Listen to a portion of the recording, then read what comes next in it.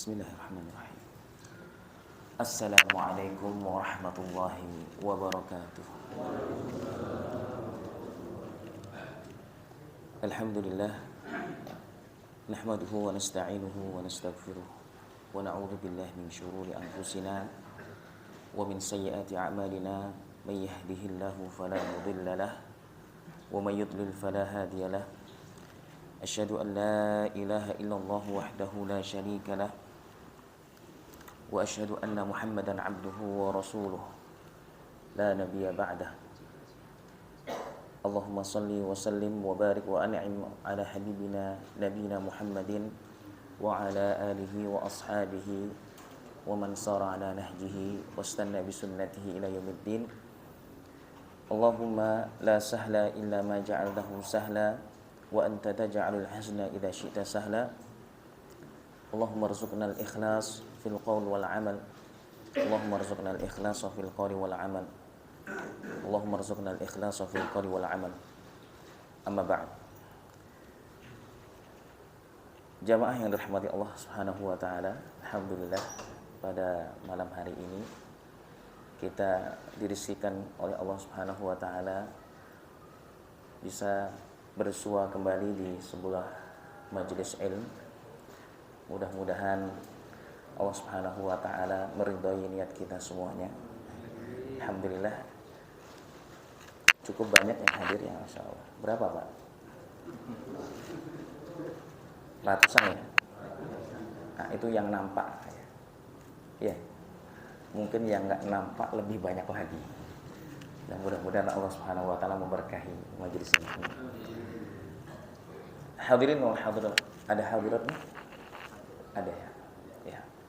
Alhamdulillah pada malam hari ini insyaallah kita akan sama-sama mengkaji ya, dalam waktu yang cukup singkat ini tentang fiqhul qulub yang kita terjemahkan menjadi fikih kalbu. Fikih kalbu. Nah, fiqhul qulub kalau diterjemahkan qalb itu dalam KBBI disebut dengan kalbu, atau yang lebih familiar ya, apa istilahnya, hati ya. Ma'asyiral muslimin rahmati Allah Subhanahu wa taala, pernah kita sampaikan di pertemuan yang lalu bahwa ada pembagian ilmu menjadi ilmu yang fardu kifayah, ada ilmu yang fardu ain.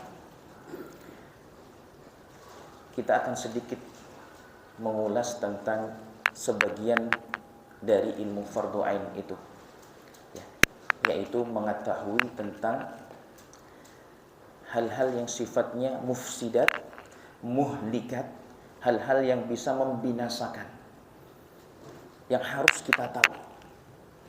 Kenapa seseorang harus mengetahui ini? Wa ilmu da'in lil qulubi mufsidi, di antara ilmu yang fardu ain menurut banyak para ulama adalah mengetahui tentang yang disebut dengan mufsidatul qalbi, penyakit-penyakit hati. Tapi sebelum itu kita akan sedikit berkenalan dulu dengan apa yang disebut dengan al-qalbu ya. Qalbu atau ke dalam bahasa kita kalbu ya, itu memiliki peranan yang penting dalam Islam. Kalbu itu dinisbatkan dengan amal-amal yang mulia dalam Al-Quran. Wa may yu'min billahi yahdi qalbahu. Barang siapa yang beriman kepada Allah, maka Allah akan menunjuki atau memberikan hidayah kepada kalbunya. Ketika Allah Subhanahu wa taala ingin menegaskan betapa pentingnya kalbu, afalam yasiru fil ardi fatakuna lahum qulubun la ya'qiluna biha, lahum qulubun la yafqahuna biha. Jadi apa sebenarnya tugas kalbu itu? Sesuatu yang disebut dengan kalbu. Di antaranya adalah Ibnu Hajar Al-Asqalani mengambil kesimpulan dari ayat yang kita bacakan tadi bahwa tugas kalbu itu adalah al-mutahakkimu wal musaytiru al-amirun nahi wal mas'ulu 'anis salahi wal fasad. Hati itu menjadi penentu yang mengendalikan, yang menguasai. Menguasai siapa? Menguasai seseorang. Yang memerintahkan, yang melarang. Maka dinisbatkan kalbu itu kepada akal. Dari situ tadi disimpulkan bahwa akal manusia itu berada dalam sebuah makhluk ciptaan Allah yang disebut dengan kalbu. Dalam sebuah hadis Rasulullah mengatakan, ala inna fil jasadi mudghah, bahwasanya dalam diri seseorang itu ada yang disebut dengan mudghah, segumpal daging. Idza salahat salahal jasadu kulluhu wa idza fasadat fasadal jasadu kulluhu. Kalau kalbu itu baik, maka baik pula seluruh anggota tubuhnya. Kalau dia sehat, kalau dia baik, kalau dia rusak, dia sakit, maka rusak dan sakit pula seluruh tubuhnya. Saking pentingnya hati ini, bahkan Allah Subhanahu wa taala menjelaskan orang yang akan selamat itu nanti orang tidak akan ada yang memiliki bekal terbaik kecuali datang menghadap Allah Subhanahu wa taala dengan qalbun salim. Apa itu qalbun salim? Kalbu yang sahih, yang sehat, yang bersih dari syirik, yang bersih dari berbagai macam penyimpangan, berbagai macam penyakit. Karena kalbun ada yang sakit, fi qulubihim marad. Di hati-hati, di kalbu-kalbu mereka itu orang-orang kafir, orang-orang munafik itu ada marad, sakit hatinya, kalbunya. Luar biasa. Sampai-sampai para ulama itu kemudian, jamaah yang dirahmati Allah, menempatkan pembahasan tentang kalbu ini tersendiri. Contohnya adalah dalam kitab yang sangat luar biasa, yang ma'ruf di tengah-tengah kita kaum muslimin. Yang kitab ini kemudian diringkas oleh ulama yang datang berikutnya. Kemudian datang lagi ulama berikutnya meringkasnya lagi. Ada Ihya Ulumuddin, karya Imam Al-Ghazali. Kemudian diringkas oleh Ibnul Jauzi menjadi Minhajul Qasidin. Diringkas lagi oleh Ibnu Qudamah Al-Maqdisi menjadi Mukhtasar Minhajil Qasidin. Ini buku yang sangat kita rekomendasikan untuk dibaca. Terjemahannya sudah banyak. Dikarang oleh Ibnu Qudamah Al-Maqdisi. Beliau meringkas dari Minhajil Qasidin dari Ibnu Jauzi, yang diringkas dari Ihya Ulumuddin, yang sudah disaring berbagai dalil-dalilnya, dipilih yang sahih. Dalam kitab ini penyusun Ibnu Qudamah Al-Maqdisi membagi kitabnya, babnya menjadi 4. Yang pertama adalah Rubu'ul Ibadat. Yang 1/4 pertama isinya adalah seputar ibadah, rahasia-rahasia ibadah, maqasid syariah di situ. 1/4 berikutnya berisi Rubu'ul Adat. 1/4 yang kedua berisi tentang adat, kebiasaan, tentang akhlak, tentang adab-adab. Yang ketiga Rubu'ul Muhlikat. Yang 1/4 ketiga ini berbicara tentang hal-hal yang membinasakan, muhlikat. Yang keempat Rubu'ul Munjiyat, hal-hal yang menyelamatkan. Nah, pada pertemuan malam hari ini kita akan sedikit mengambil faidah dari 1/4 yang ketiga, yaitu Rubu'ul Muhlikat. Rubu'ul Muhlikat. Ikhwani fi din azzani Allah wa iyyakum. Wa ilmu da'in lil qulubi mufsidi kal ujbi wal kibri wa da'il hasadi. Disebutkan nazam ini oleh Imam Ibn Ruslan dalam kitabnya Sifatus Subhat. Di antara ilmu-ilmu yang harus dipelajari, yang sifatnya fardu ain, setelah menyebutkan wajibnya mengetahui ibadah-ibadah mahdhah, mengetahui tauhid kepada Allah Subhanahu wa taala, sifat-sifat Allah dan asma-asma'nya, kemudian wajibnya mengetahui yang halal dan haram, fikih, rukun Islam, rukun iman, kemudian masuk ke dalam wa ilmu da'in, mengetahui da'in lil qulubi mufsidi, yang membuat hati itu sakit. Kenapa? Kalau hati sudah sakit ini alamat tanda yang berbahaya. Maka dalam kitabnya Ibnu Qudamah Al-Maqdisi, ya, Rubu'ul Muhlikat ini, beliau mengatakan, i'lam anna asyrafa ma fil insani qalbuhu. Ketahuilah bahwa sesuatu yang paling berharga, yang paling mahal, yang paling mulia dimiliki oleh manusia adalah qalbuhu. Masya Allah. Yang paling berharga menurut Ibnu Qudamah Al-Maqdisi dan banyak ulama yang lain adalah qalbuhu. Saking pentingnya itu, Pak. Ya.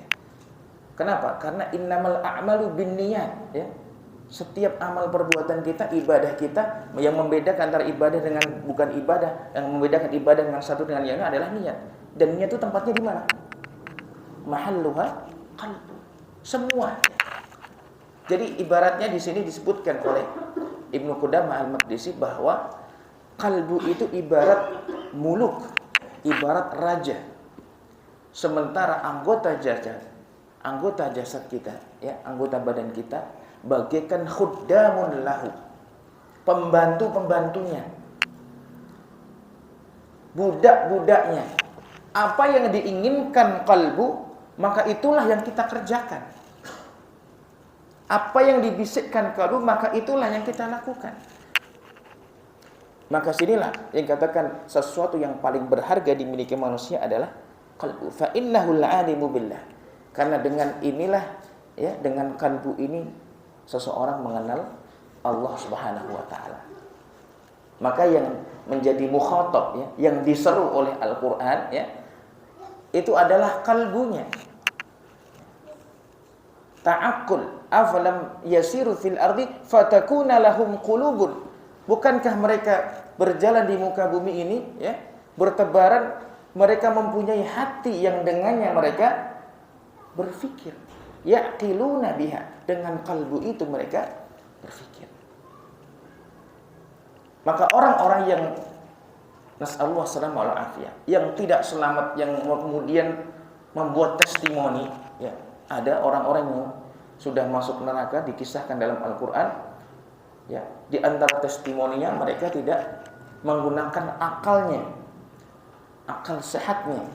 Artinya hati mereka juga bermasalah. Wa qalu law kunna nasma'u aw na'qilu, seandainya kami dahulu mendengarkan seruan para nabi, para dai, aw na'qilu, menggunakan akal pikir kami, ma kunna fi ashabis sa'ir, maka tidak mungkin saat ini kita berada di dalam neraka. Maka sekali lagi inilah pentingnya, jangan sampai, ya, kita tidak mengenal apa yang disebut dengan qalbu. Karena beliau mengatakan man arafa qalbahu arafa rabbahu.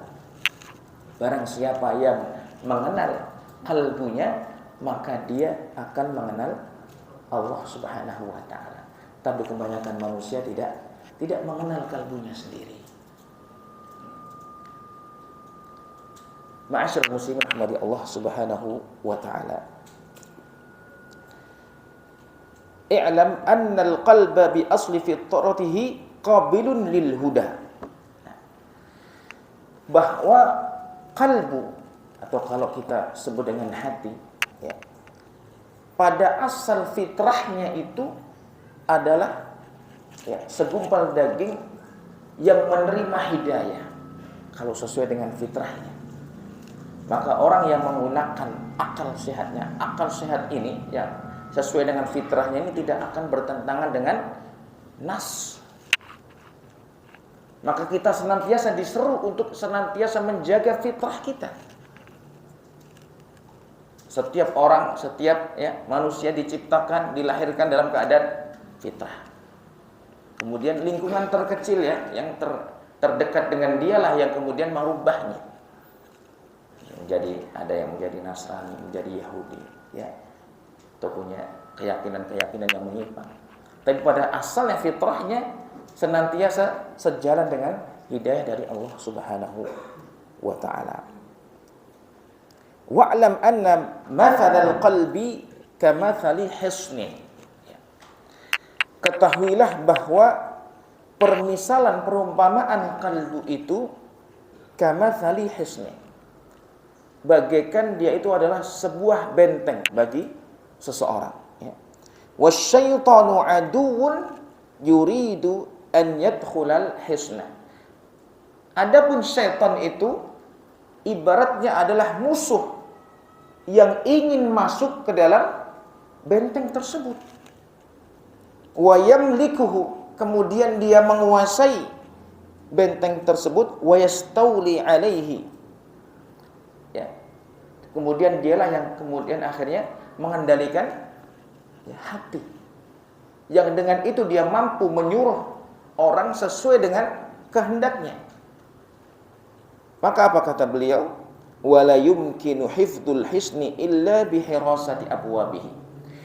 Maka tidak ada cara lain untuk menjaga benteng ini, sesuatu yang paling berharga ini, kecuali dengan bihirasati abwabihi, menjaga pintu-pintu masuk ke dalam benteng itu. Nah, jadi ini yang perlu kita gali, ya, yang perlu kita cari tahu. Kira-kira apa saja nih pintu masuknya, ya, pintu-pintu masuknya ke dalam hati ini yang syaitan berusaha setiap waktu, ya, setiap saat mau menguasai hati seseorang, yang dengan itu dia mampu mengendalikan, ya, mengendalikan apa yang ingin dia lakukan. Sekali lagi bahwa kalbu ini ibarat raja. Anggota tubuh kita ibarat, ya, budak-budaknya. Apapun yang diinginkan oleh kalbu, dialah. Maka idza salaha salahal jasadu kulluhu. Kalau baik, baik semuanya. Kalau buruk, nah, maka konsekuensinya juga akan mempengaruhi anggota tubuhnya. Dari sini kita juga paham bahwa, ya, amalan hati ini sangat mempengaruhi amalan anggota badan. Amalan hati sangat mempengaruhi amalan anggota badan. Sebaliknya juga amalan anggota badan mempengaruhi amalan hati.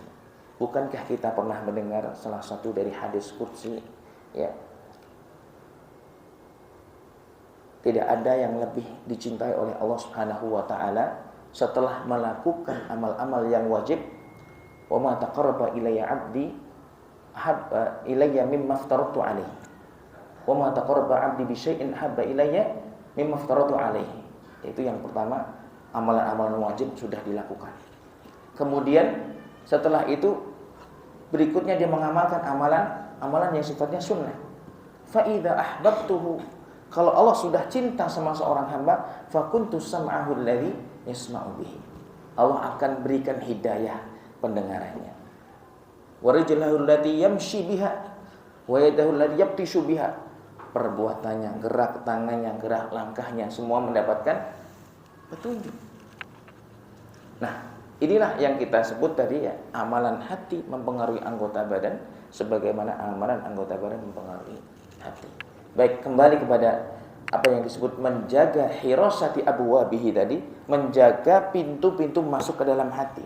Apa sih yang dimaksud dengan pintu-pintu tersebut? Wa abwabuhu sifatul abdi. Dan pintu masuknya itu adalah sifat-sifat seorang hamba. Pintu masuknya ke dalam hati adalah sifat-sifat seorang hamba. Maka ini yang menjadi penekanan yang ingin disampaikan oleh Al-Imam Ibnu Qudamah Al-Maqdisi, ya. Wa madakhilus syaitanu wa abwabuhu sifatul abdi wa hiya katsiratun. Dan itu sangat banyak. Illa anna nusyiru ilal abwabil azimah al-jariyah majrud durubil lati la tadhiqu an kathrati junudis syaitan. Pada dasarnya pintunya itu sangat banyak, tapi kita hanya ingin pada kesempatan ini menyebutkan pintu-pintu yang besar, gerbang-gerbangnya. Jadi banyak pintu-pintu masuknya syaitan menguasai hati seseorang. Tapi apa sih kira-kira yang paling besar, yang harus lebih kuat untuk kita jaga? Yang pertama adalah famin abwabihil 'azimah al-hasad. Apa? Hasad. Ini pintu yang paling besar di antara yang besar. Hasad. Ini pintu masuknya syaitan menguasai kalbu. Orang kalau hasad itu kan tamanni zawaril khair anil ghair. Ya, berharap ya orang yang mendapatkan kenikmatan itu kenikmatannya diambil, atau tidak suka kalau orang lain mendapatkan nikmat. Likulli dzi nikmatin mahsud. Orang yang punya nikmat, punya kelebihan, pasti dia dihasadin. Itu tanda orang berhasil. Ada yang hasad. Ya. Tapi kita nanti perlu tahu bagaimana kita berlindung dari perbuatan hasad atau orang-orang yang hasad kepada kita.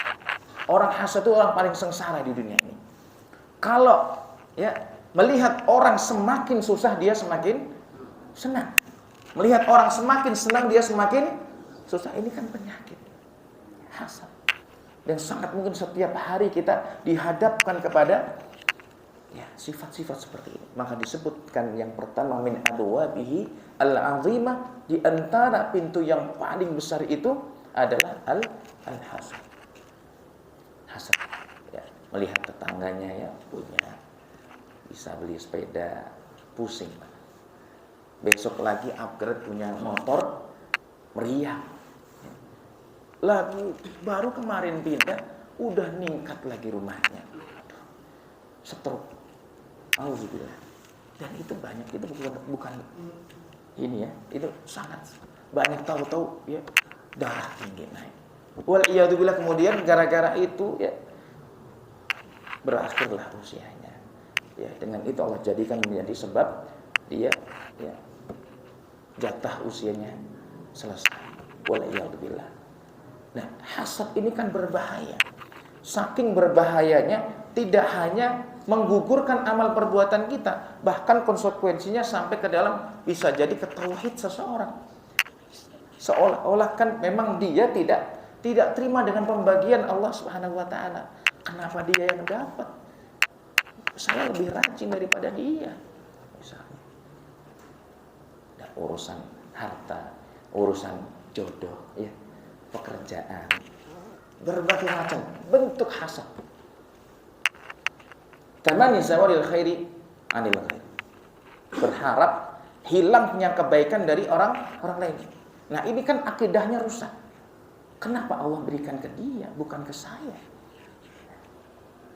Iyyaka wal hasad. Maka kata Rasulullah SAW, hati-hati, jauhi hasad. Fa innahu ya'kulul hasanat. Karena hasad itu yang akan apa?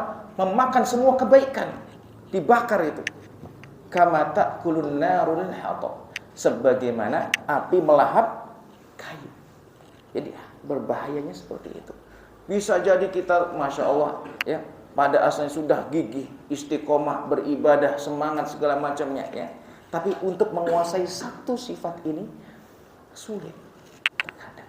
Itulah kenapa jemaah yang dirahmati Allah Subhanahu wa taala, ya, permasalahan ini adalah permasalahan yang sangat penting untuk senantiasa kita ingat dan kita ulang.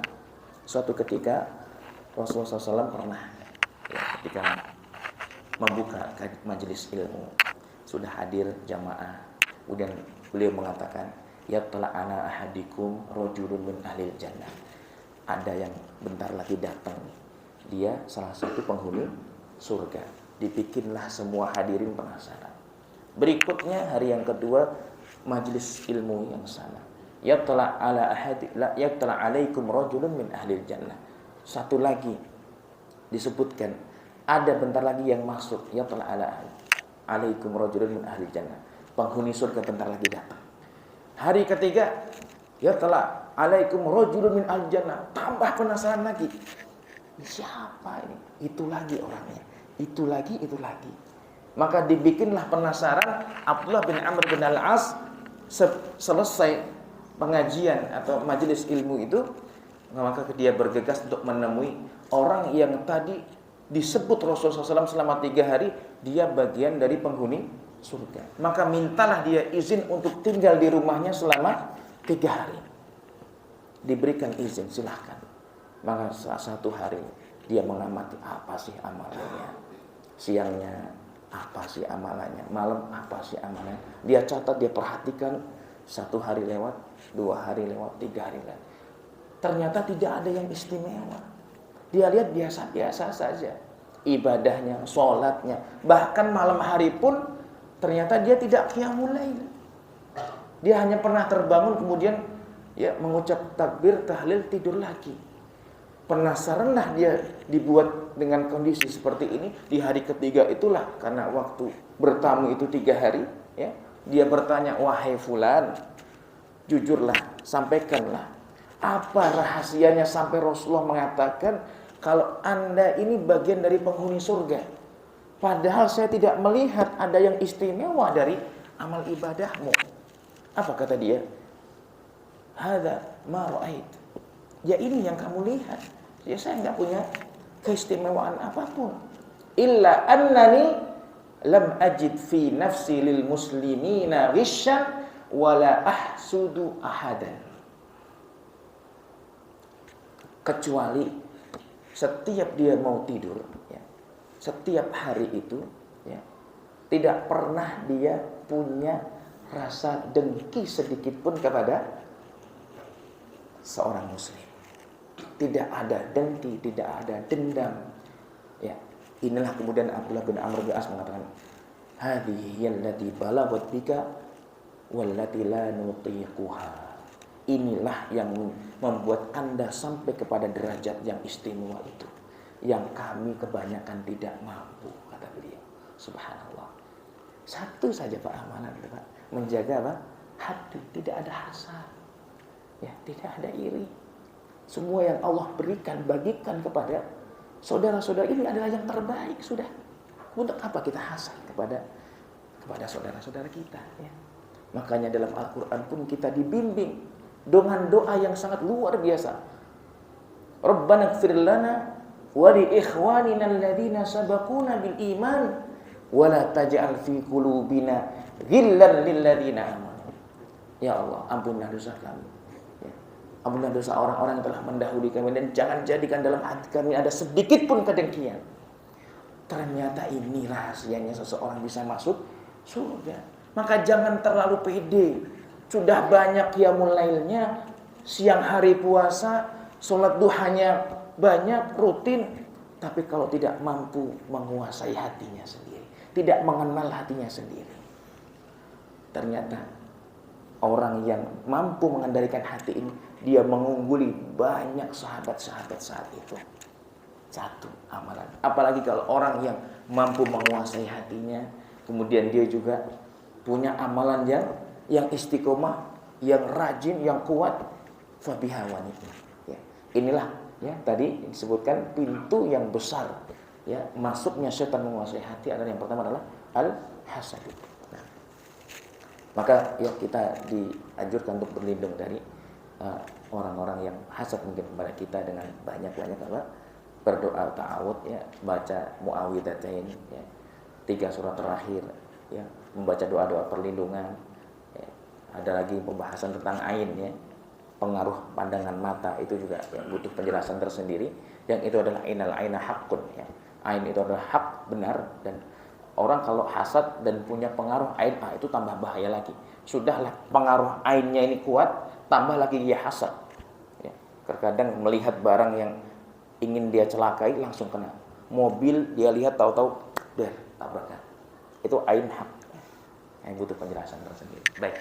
Alhamdulillah inilah yang harus kita jaga. Pertama, kita menjaga diri kita dari perbuatan hasad, dan kita berlindung dari orang-orang yang min syarri hasidin idza hasad. Yang kedua, pintu yang sangat besar, yang pintu masuknya setan menguasai hati adalah al-ghadabu.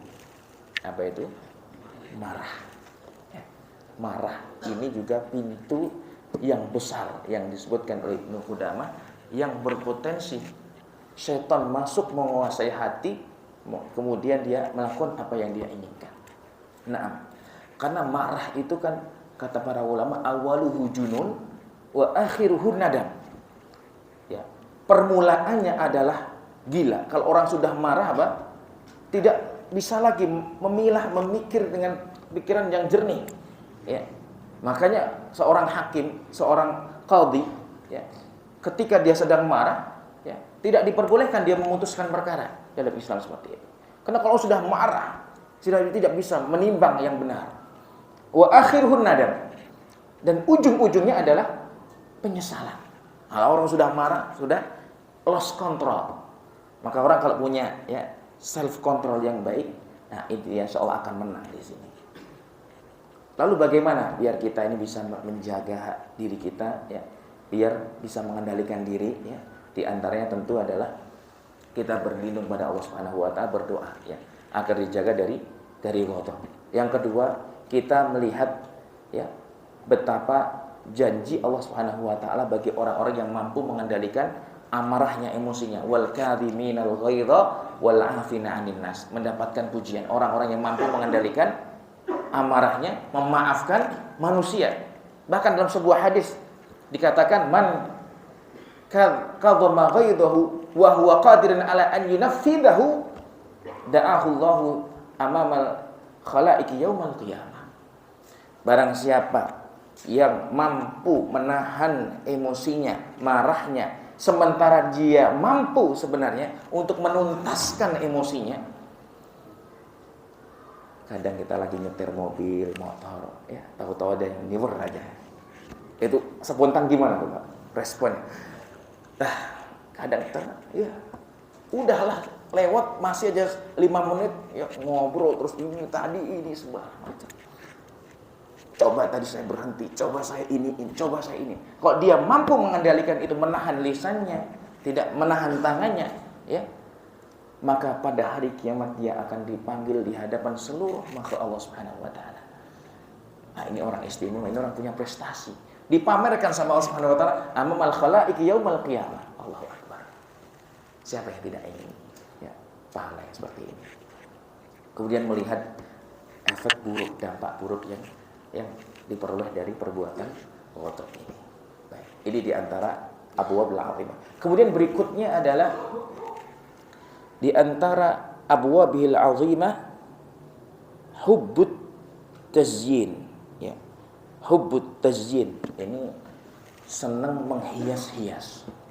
Apa ini maksudnya? Hubbut tazyin ini senang, ya, menyibukkan diri dengan menghias-hias, artinya menghias-hias rumahnya, pakaiannya, mobilnya, segala macamnya itu, ya.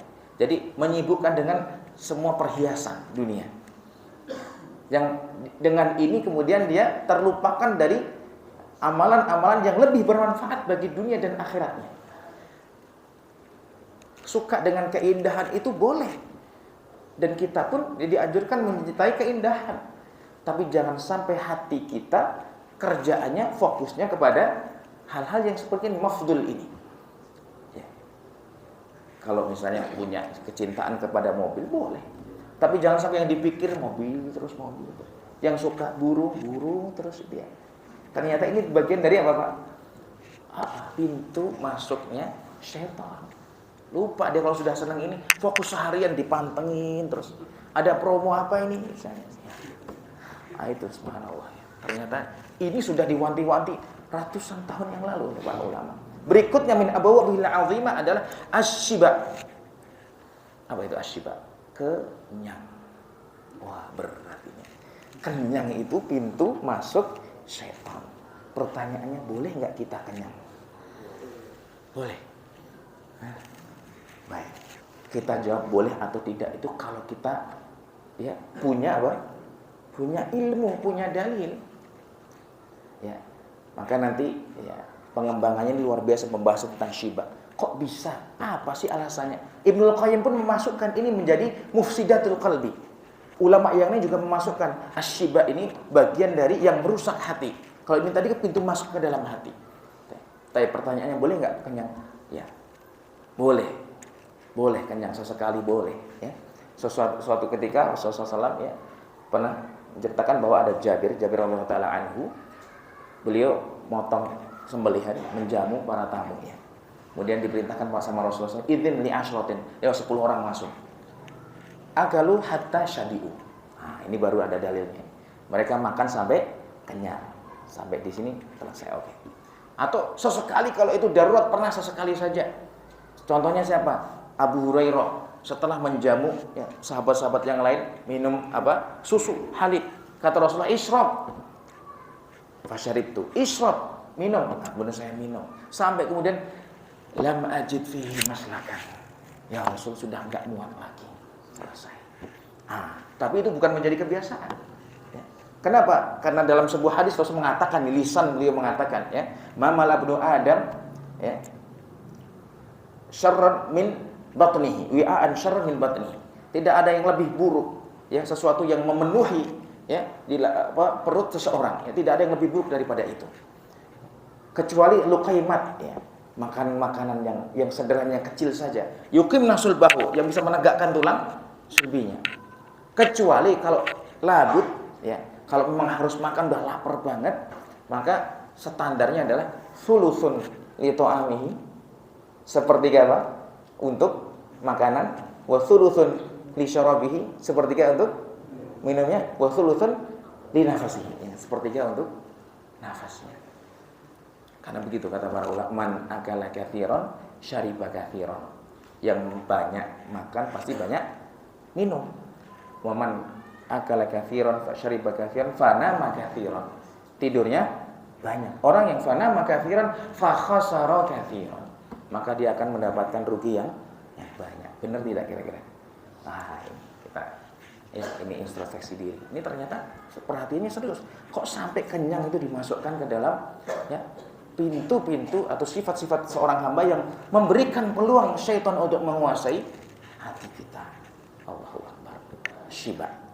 Nah, maka idealnya lebih baik daripada itu tadi, sepertiga makan, sepertiga minum, sepertiga nafas, adalah kita dianjurkan berpuasa.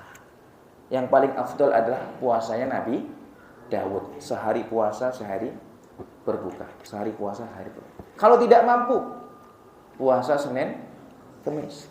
Kalau tidak mampu, what if kalau kita nggak mampu?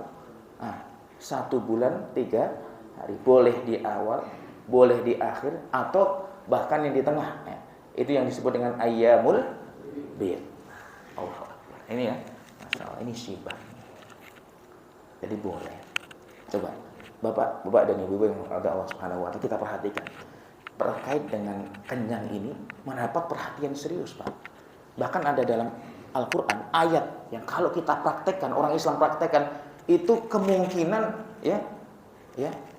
kemungkinan praktek dokter itu tidak berlaku lagi, Pak.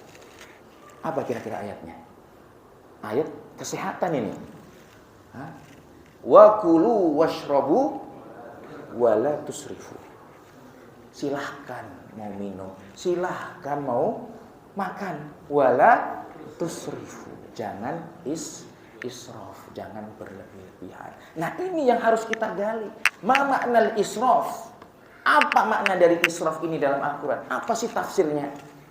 Buka semua kitab tafsir, apa saja itu. Banyak ya penafsirannya.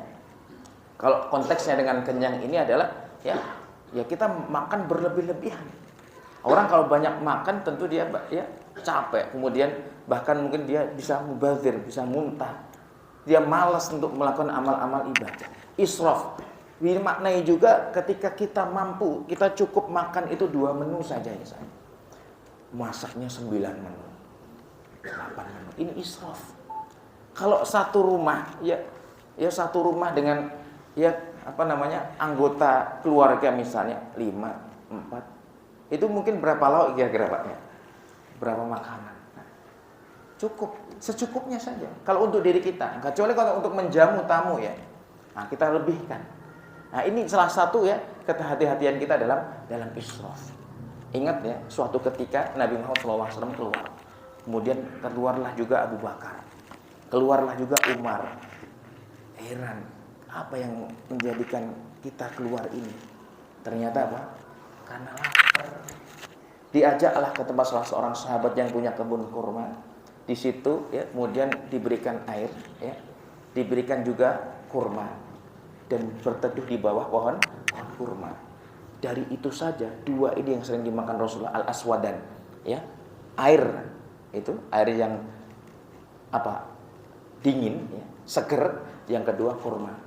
Dan Rasul mengatakan apa? Makanan ini dan tempat berteduh ini innahuma la yus'alani yaumal qiyamah. Dua ini saja itu bakal dimintai pertanggungjawaban. Berat ternyata. Dan itu makanan yang paling sering dikonsumsi oleh Rasulullah SAW. Kita kira-kira apa ini menunya? Wah, tidak hanya yang menjadi kebutuhan, kadang yang sifatnya sekunder bahkan tersier ya, bahkan bukan lagi kebutuhan. Kenapa kuliner zaman sekarang ini menjadi apa? Passion ya, menjadi hobi bukan lagi kebutuhan.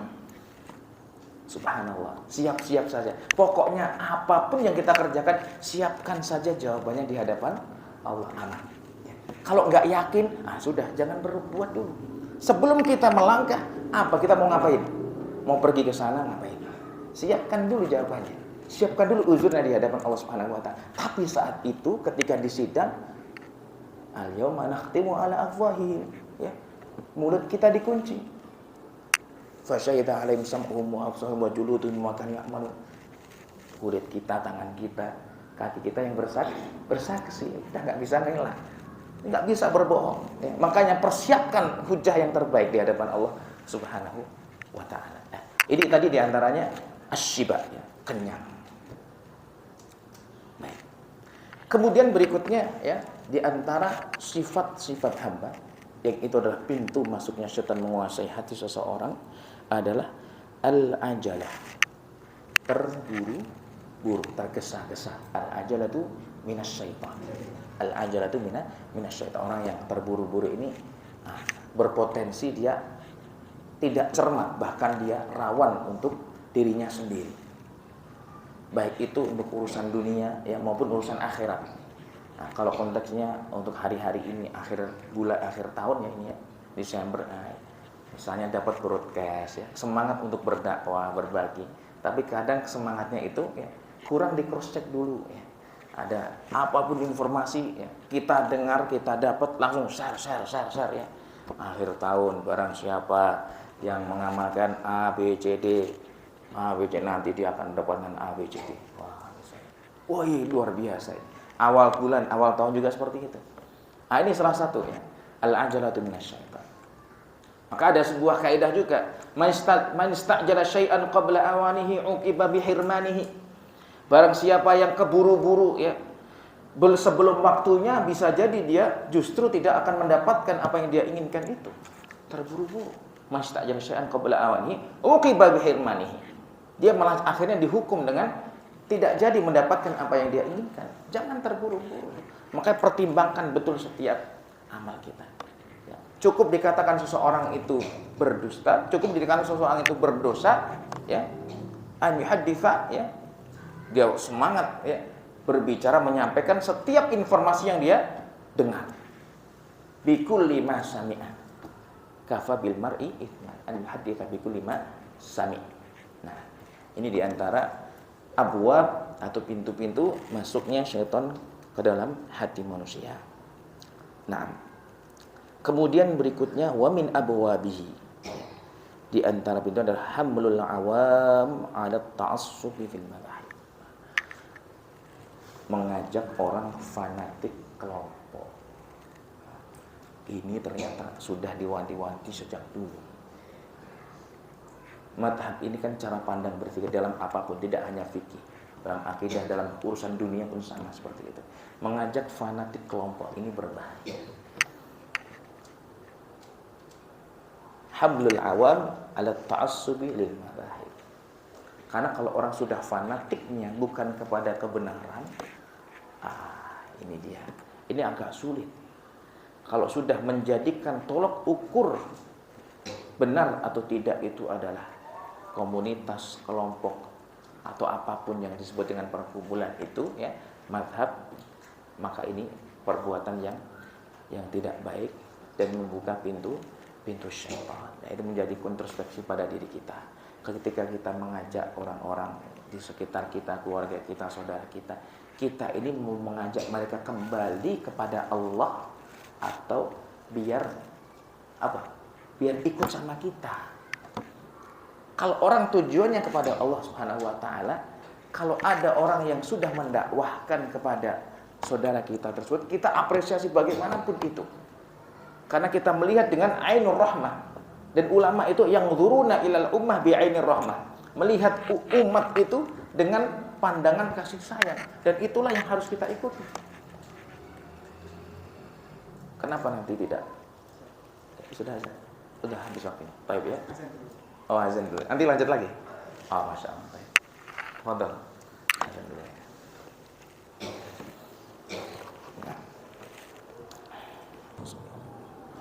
اللهم هذه الدعوة التامة والصلاة القائمة محمد الوسيلة والفضيلة وبعث مقام محمود الذي وعدت إنك لتخلف.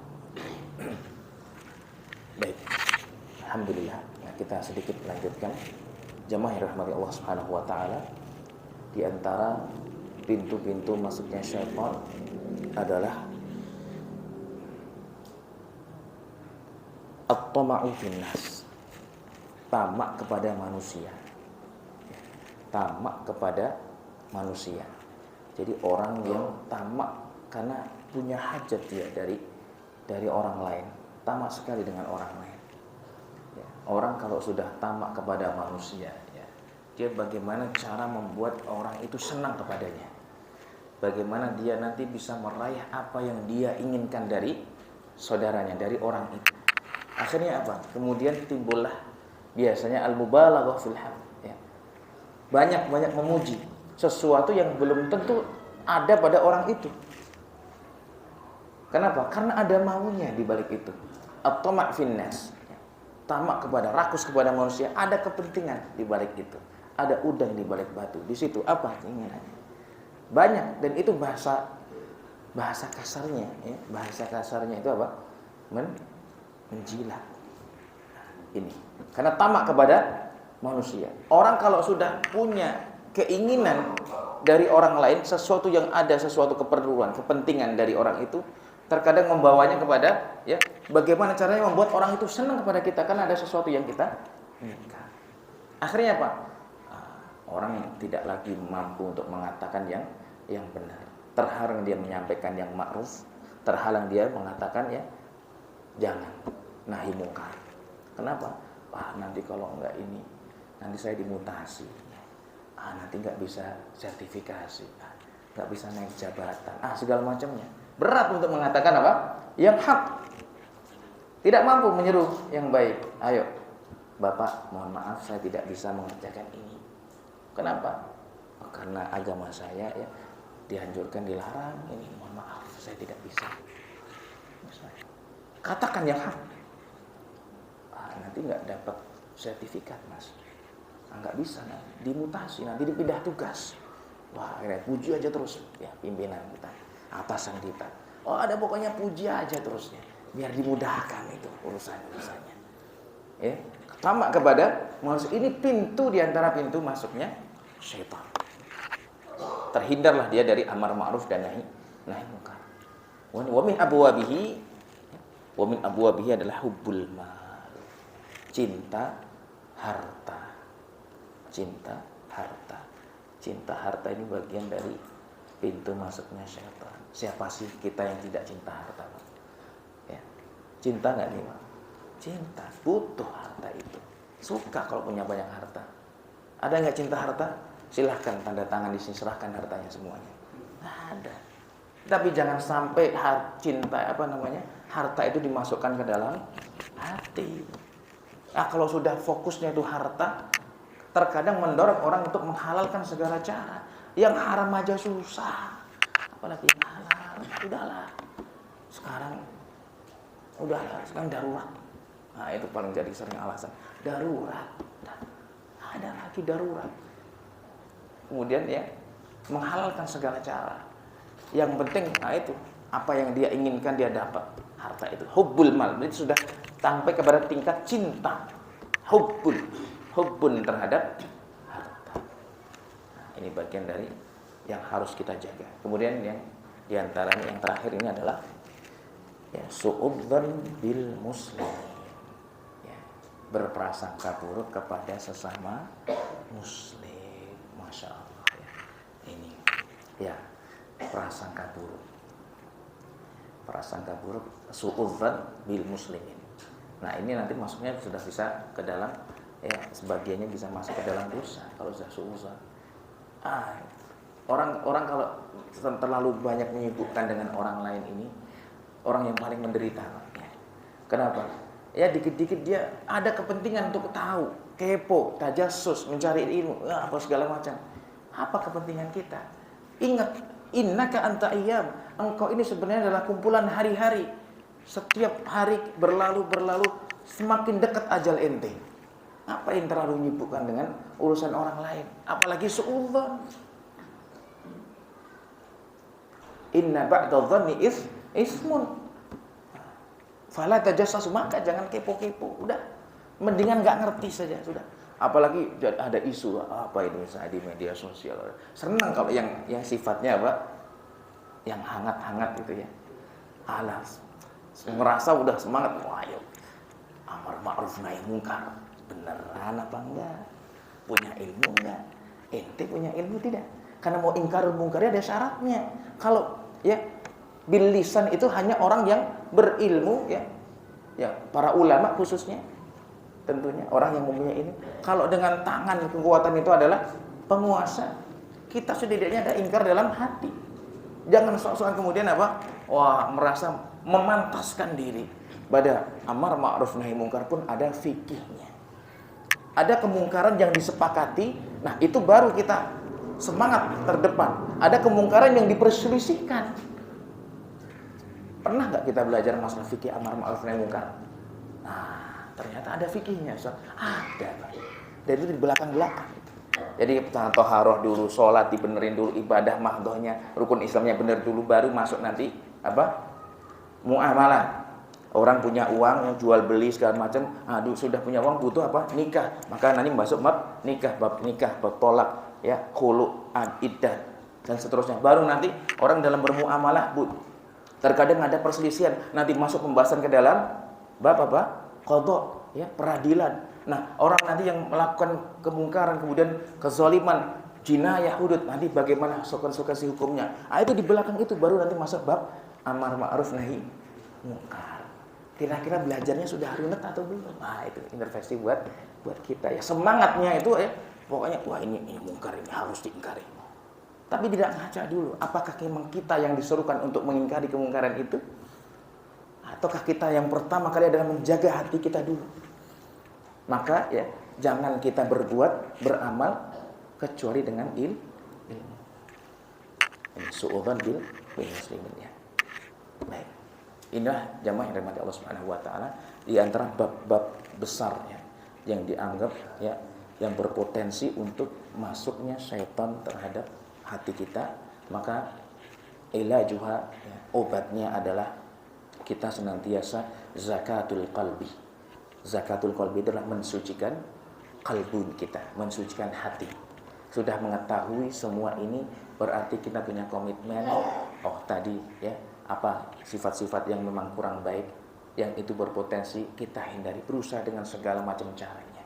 Hasad ya, kemudian marah ya, suudzon ya, fanatik ya, kepada kelompok, kemudian apa tadi? Kenyang segala macam ya, mengontrol diri.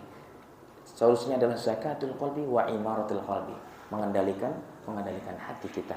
Mudah-mudahan Allah Subhanahu wa taala memberikan keistiqomahan kepada kita semuanya. Mudah-mudahan Allah Subhanahu kekuatan, kelurusan niat, dan mudah-mudahan Allah membersihkan hati kita. Salamatus sudur wa salamatul qulub. Mudah-mudahan Allah Subhanahu wa taala dengan ini jadikan jalan yang terbaik dan termudah menuju ridhanya Allah Subhanahu wa taala. Wallahu a'lam bishawab. Wa sallallahu ala nabiyyina Muhammadin wa ala alihi wa ashabihi ajmain. Walhamdulillahirabbil alamin. Subhanakallahumma wa bihamdika asyhadu an la ilaha illa anta astaghfiruka wa atubu ilaik. Assalamualaikum warahmatullahi taala wabarakatuh.